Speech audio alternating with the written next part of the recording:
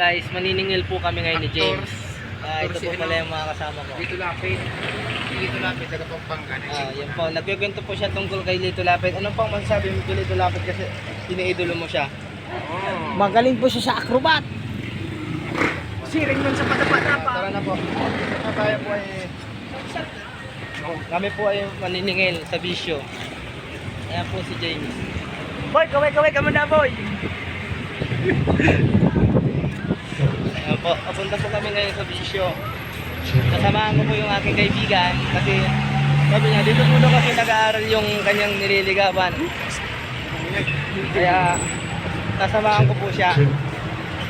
Shoutout po pala sa lahat ng nanonood nito. Lalo na po kay Madel, kay Jerwin, kay Macmac, kay James, kay Kuya Alex. Kaya lalo po sa my loves ko. James, kamay ka naman, James. Ayan po, papasok na po kami ngayon.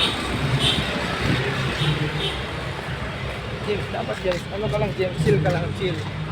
Papasok na po kami sa bisyo. Hindi po yung bisyo na sigarilyo, yung eskwelahan po.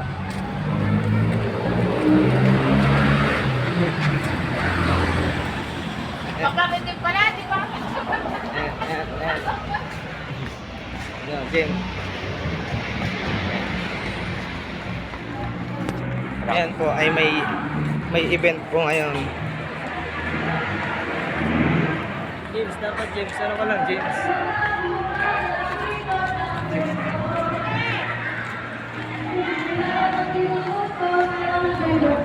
Ayan, gagaling nilang kumantay ngayon dito. Uy, kinikilig na naman po yan.